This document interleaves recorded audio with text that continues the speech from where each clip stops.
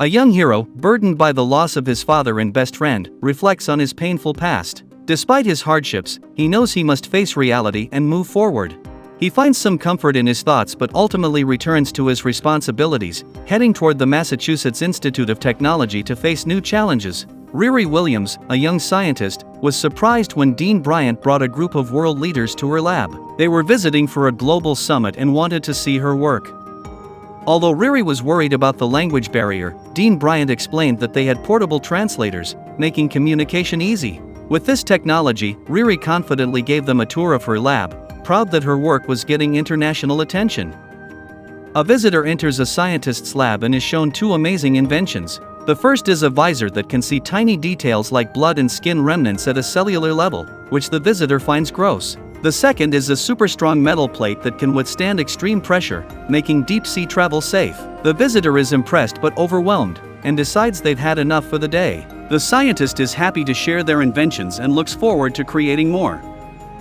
Riri Williams, also known as Ironheart, is a brilliant young engineer who created an advanced suit of armor. During an interview, she's asked about her passion for engineering, and whether it came from working with her father, who was tragically killed. Riri explains that her interest in engineering started early in life, but it's not connected to her father's death. She clarifies that Ironheart isn't just a weapon but a tool for doing good, though sometimes force is necessary. Riri is also working on developing an AI system that can enhance her abilities, much like Tony Stark's AI, but it's still in progress.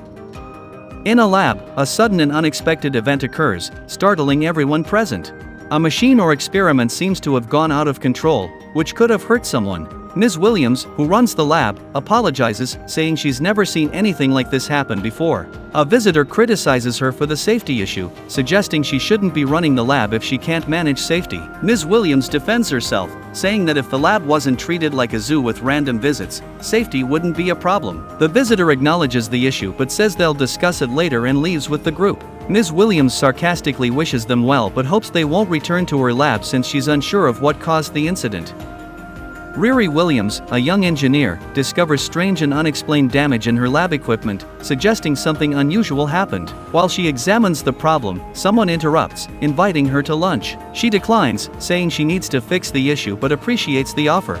The visitor advises her to take breaks and go outside regularly, expressing concern about her working alone too much. Riri thanks them but remains focused on solving the mystery. A major global summit is being held at the Kennedy School of Government at Harvard University, where world leaders have gathered. Suddenly, the security around the area intensifies, and reporters on the scene realize their cameras have stopped working. Panic spreads as it becomes clear that something strange is happening, people can't move, and a mysterious wall seems to be blocking everyone from getting through. Amid the chaos, the diplomats are inside the building, and security forces are urgently called to action. However, they face challenges as the situation continues to spiral out of control. Riri Williams, a young genius, is alerted by her computer about unusual police activity nearby. Although annoyed by her computer's old-fashioned voice, she quickly asks it to show any recent news footage. The news reports chaos at a global summit, possibly involving the National Guard. Riri realizes she needs to check out the situation, even though she's in the middle of fixing her broken arm cannon. She decides to quickly investigate what's happening down the street, but also reminds herself that she needs to grab lunch afterward. At a high-security global summit, world leaders are told to stay hidden under their tables for safety. Despite the reassurance that it's for their protection, they're skeptical as outside chaos and screaming from the security detail continue. The Prime Minister expresses doubt about the effectiveness of their protection, questioning whether the security team can handle the situation. Riri Williams discovers that a powerful sound frequency is causing chaos at a global summit, driving everyone mad. Realizing that sound is being used as a weapon, she hacks into the audio systems to gather data. She finds that the translation devices worn by the leaders are equipped with sonic transponders that can control or harm them. Riri listens in and learns that the villain behind this is threatening the leaders using these devices. With this information, she prepares to counteract the attack and take control of the situation. Clayton Cole, known as Clash, is a brilliant but not-so-good guy who used to work as a scientist at Parker Industries. Recently, she set off an arm cannon by accident when one of the leaders nearby activated a transponder. Clash explains that his power comes from manipulating sound waves to create barriers. To get through this barrier, she uses his suit's thrusters to generate destructive interference, hoping it will either let him pass through or tear his legs off. Fortunately, the plan works, and Riri is ready to confront Clash either dramatically or through a door nearby. A villain is trying to prove his worth to the 10 rings by taking hostages and threatening to control them. He believes that by showing he's not just an imitator, he can earn their respect.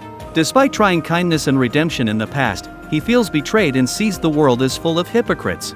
He plans to use the hostages to get weapons, secrets, and even kill some of them if necessary, making his intentions clear and threatening to those he's captured.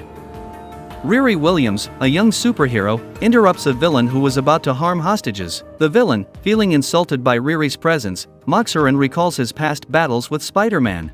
He is planning something big with the 10 rings. Riri, focused on her mission, asks her computer for the building's blueprints and confirms the location of a safe room. She prepares to act while the villain remains indifferent to her efforts. Riri Williams is trying to keep calm as she waits for someone to arrive. She quickly checks for security clearance and uses a retinal scanner to get access to a safe room. The system confirms her clearance and alerts the authorities and first responders.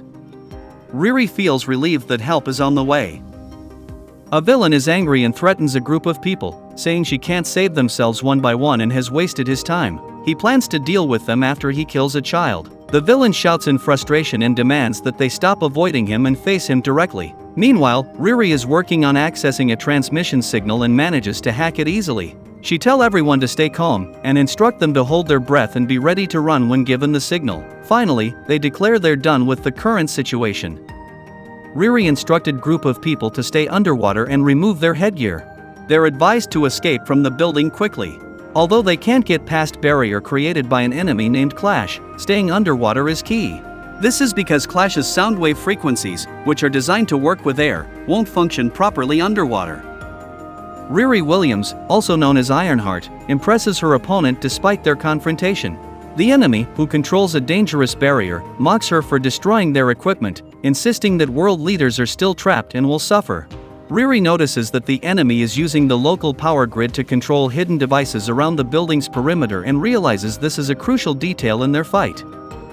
During a blackout, the barrier drops, and Ironheart is asked for help to find the enemy, Clash, who is inside. She activates night vision to navigate the darkness and quickly discovers Clash's hidden technology. Her opponent, Clash, boasts about his unpatented electromagnetic power micronodes, which use an electromagnetic current. Ironheart dismisses him, saying the fight is over and taunting him to kick rocks, meaning to leave. After the battle, the enemy tells Ironheart that they are similar in many ways and hopes she won't be discarded like he was. Riri acknowledges the truth in his words but decides to return to the lab instead of celebrating. Despite her victory, Ironheart reflects on the gravity of the situation and how she feels unappreciated, realizing that their struggles and feelings of being unseen are shared. Riri Williams was in a hurry, trying to find her phone which was buzzing non-stop. She was frustrated and confused, trying to figure out where the noise was coming from. As she searched, she finally realized the phone was right next to her. With a sigh of relief, she picked it up and saw the message notifications. Riri Williams picked up her buzzing phone and saw it was Xavier calling. He greeted her warmly and asked if she wanted to hang out and watch a movie the next day. Riri replied, excited but also busy, explaining that she was back at MIT. She proudly mentioned her new lab setup and invited Xavier to check it out.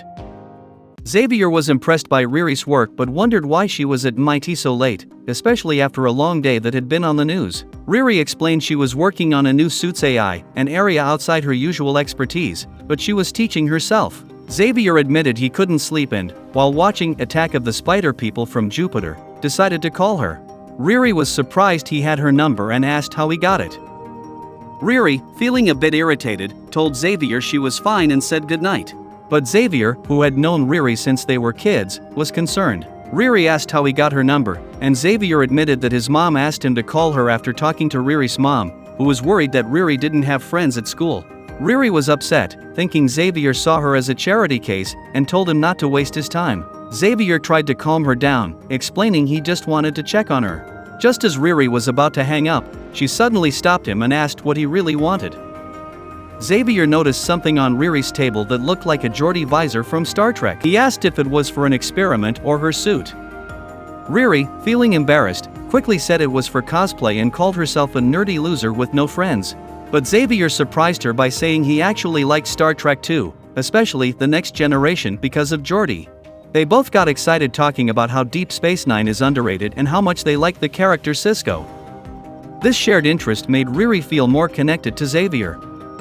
Riri and Xavier continued their conversation, bonding over their shared love for Star Trek and debating other topics. They talked about Klingon and the differences in their music preferences, with Xavier joking about how he couldn't believe someone on his block didn't have Jay-Z in their top 5. Riri teased Xavier about not liking Tribe, and they also disagreed over sweet potatoes, with Riri declaring she didn't like them at all. Xavier jokingly wondered if aliens had swapped Riri out for a clone. Before ending the conversation, Xavier offered to show Riri how to beat a level in a game the next time he was home, saying it would be easy if she used the laser sword. Their conversation was full of playful banter, showing how much they enjoyed each other's company.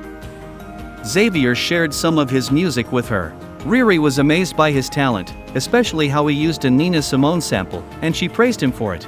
Xavier was grateful for her compliment and decided to play another track.